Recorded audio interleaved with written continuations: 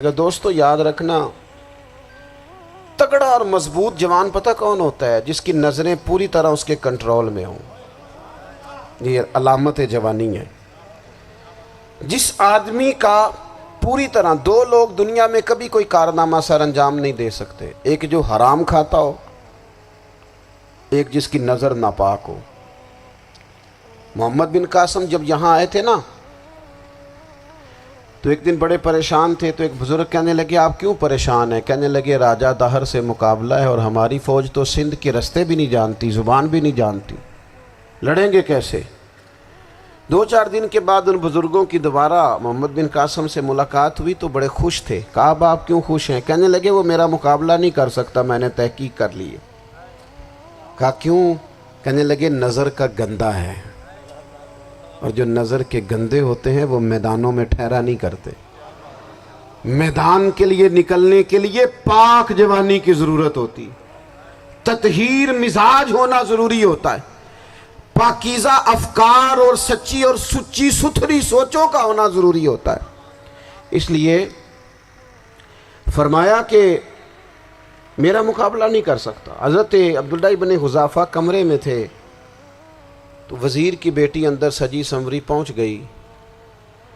جیسے ہی آپ نے اس کفر کی چال کو دیکھا تو تیمم کر کے نفل شروع کیے۔ وہ ساری رات بیٹھی رہی، رب کا بندہ ساری رات عبادت کرتا رہا۔ عبادت بڑا سہارا ہے، مصلی بڑا سہارا ہے اللہ کے بندوں۔ صبح دروازہ کھولا، وزیر نے اپنی بچی سے پوچھنا چاہتا تھا رزلٹ کیا نکلا، تو وہ کہنے لگی پیچھے ہٹ جا، اب تیرا میرا تعلق کوئی نہیں، میں نے نبی پاک کا کلمہ پڑھ لیا۔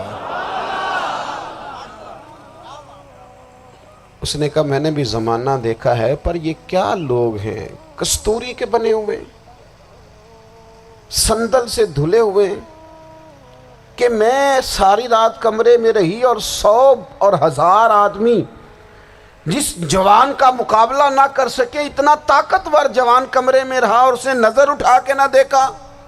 او کچا رنگ للاری والا جڑا چڑھدا تے لیندا رہندا ہے، اے عشق تیرے دا رنگ محمد چڑھیا پھر نہیں لیندا۔ میں کہا ایک دفعہ نظر اٹھا کے نہیں دیکھا، کمال ہو گئی۔ اتنے بڑے لوگ، اتنی بڑی سعادت مندی، فیروز بختی، معاملہ فہمی حد ہو گئی۔ اللہ اکبر۔ دوستو بادشاہ جب پوری طرح ہار گیا نا، اس نے کہا مار دو۔ تیل گرم کیا ایک کڑاہی میں، اور جب آپ کو اس میں ڈالنے لگے تو آپ کی آنکھوں میں آنسو آ گئے۔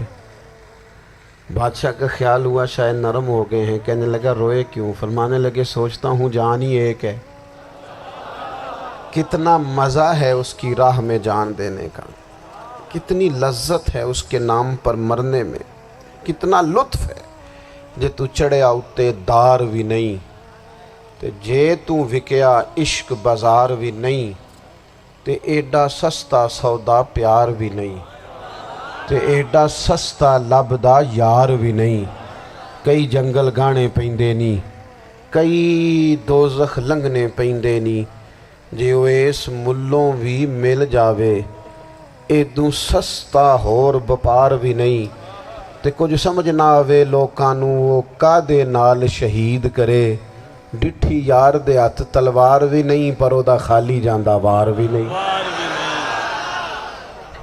کہنے لگے ایک جان ہے نا، تو دل کرتا ہے ہزاروں ہوتی تو ایک ایک کر کے محبوب کے نام پہ قربان کرتا، جب میرے پاس ہے ہی ایک، کروں کیا؟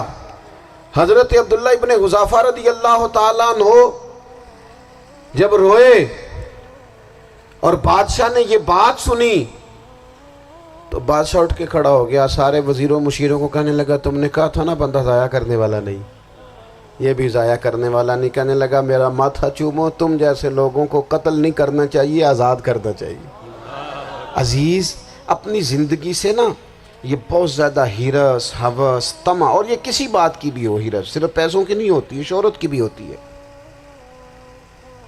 یہ بیماری انسان کو اقتدار کی بھی ہوتی ہے، تعریف کی بھی بیماری ہوتی ہے، یہ سارے نقص ہوتے ہیں لوگوں کو، اور معاذ اللہ بعض جبوں کبوں کے اندر بھی ہوتے ہیں، وہاں بھی پنپتے ہیں۔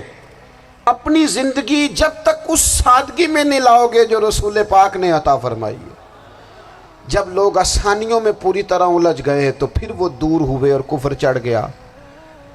دوسری بات، اللہ کے محبوب صلی اللہ تعالی علیہ وسلم کی محبت ہم سے تقاضا کرتی ہے کہ ہم اس مشن کے لیے کام کریں جس مشن کے لیے رسول پاک نے کام فرمایا ہے۔ ہم سارے کام بڑے مضبوطی سے، سوچ سمجھ کے، تدبر سے، حکمت سے، تقاضوں کو مد نظر رکھتے ہوئے کرتے ہیں سارے کام۔ دین کے کام میں ہمارا مزاج نہیں ہوتا، او ہو جائے گا جی، آپ بسم اللہ پڑھیں جی، شروع کریں جی۔ آپ تقاضوں کو سمجھیں، چیزوں کو دبائیں نہیں، چیزوں پر غور کریں۔ کسی کے ذہن کی سطح پر سوال ابھرتا ہے، اس کا تسلی بخش جواب دیں۔ اپنی زندگی میں دین کے کام کے لیے اپنے آپ کو وقف کریں، اور دین کے کام کے بہت سارے پہلو ہیں۔ ہزاروں لوگوں کو قرآن پاک ٹھیک پڑھنا نہیں آتا، ہزارہا لوگ ہیں جو قرآن مجید کے مطالب سے آگاہ نہیں ہیں، دین کی بنیادی ضروریات سے لوگ نابلد ہیں۔ میں آپ کو کس طرح یہ بات سمجھاؤں کہ ہزاروں کی تعداد میں طلاقیں اس لیے ہوتی ہیں کہ مردوں کو طلاق کے مسئلے نہیں آتے، انہیں پتہ نہیں ہے کہ مجھے حقوق زوجین کے معاملے میں کیسے چلنا۔ ڈھیر سارے گھروں میں تباہی اس لیے ہے کہ تربیت اولاد کا دینی منہج ہمیں نہیں پتا۔ اپنا حصہ ملائیں دین کے کام میں۔ ایک آدمی کو اگر تو نمازی کرنے میں کامیاب ہو گیا، تیری زندگی بدل گئی۔ وہ دین بیزار لوگ جو ہمارے بیچ بیٹھ کے ہماری نوجوان نسل کو پگڑی اور داڑھی کا نام لے کے بنیادی طور پر دین سے دور کرتے، ایسے نوجوانوں کو دین کا پیغام محبت دے کر دین کے قریب کرنا ہماری ڈیوٹیوں کا حصہ ہے۔ ہمیں ذمہ داری کا احساس کرنا پڑے گا، ہمیں یہ خاص قدم اٹھانا پڑے گا، توجہ دینی پڑے گی۔ مساجد، مدارس، میں آپ سے عرض کروں، اتنی ڈٹ کے مخالفت ہوتی ہے نا مدرسوں کی، اتنی ڈٹ کے۔ میں ادارہ چلاتا ہوں، اس کے چلانے میں جو مشکلات ہیں وہ تو ہم بتا نہیں سکتے آپ کو، اس لیے کہ میری قوم، میرا اس قوم سے تعلق ہے جو نعت خواں امیر کرنا چاہتی ہے، مدرسے نہیں۔ ہاں، نقیب خطیب پیدا کرنا چاہتی ہے، شعر و شاعری کی زندگی کو پروان چڑھانا چاہتی ہے۔ فقط ہمارا ان لوگوں سے تعلق ہے جو لاکھوں کروڑوں روپیہ محافل پہ لگائیں گے، اور قاری صاحب بیچارے اگر مسجد کا کوئی ہونے والا کام کسی وقت بتا دیں گے تو وہ بڑی مشکل آ جائے گی ان کے لیے۔ یہ کیسے ہو سکتا ہے، آپ نے یہ ڈیوٹی بتا دی۔ مدارس، اور جتنا اہم رول دین کو پھیلانے میں مدارس اسلامیہ کا ہے، اتنی زبردست، لوگوں کا خیال ہوتا ہے میری طرح کے لوگ شاید کام کرتے ہیں، ڈیوٹی کرتے ہیں۔ یہ 10-15 لوگ آپ کو نظر آتے ہیں جو آپ کو کہیں میڈیا پر یا ادھر ادھر ڈیوٹی کرتے، مخلص لوگ اپنی جگہ پہ، وہ بھی بڑا ہی کام کر رہے ہیں، جو میڈیا پہ آ کے بھی اخلاص سے اور درد دل سے کو دین کی، ان کی بھی کسی بات کی حوصلہ شکنی نہیں۔ لیکن ہزارہا اساتذہ جو مدارس میں بیٹھ کے پڑھاتے ہیں، جنہوں نے وہ سارے لوگ تیار، آپ سمجھ نہیں سکتے کتنا بڑا کام۔ حفظ کا استاد جو ہوتا ہے نا، اس کی ڈیوٹی 24 گھنٹے ہوتی ہے، فجر سے پہلے، اور اس نے بچوں کو اٹھانا۔ تنخواہ تو ہم انہیں دینا نہیں نہ چاہتے جی، تنخواہ نہیں دے دی انہوں نے، ہمیں مولوی امیر نہ ہو جانا۔ مولوی نو تے سوٹ بھی 27ویں والی رات دے ہے تاکہ کدھر سوان کے عید والے دن پا نہ لوے، چونکہ 27ویں تو بعد تے درزی پھڑتا ہی کوئی نہیں، کیوں حضرت؟ ایسے ہی ہے نا، اس وقت تو نہیں نہ لیتا۔ تو ہم چاہتے ہیں مولوی ہماری مرضی کے ہماری طرح کا سوٹ نہ پہن لے۔ مدارس کی مضبوطی، آپ یہ دیکھ لیں، یہ صلاح الدین ایوبی کا تعلق بھلا کس چیز سے تھا؟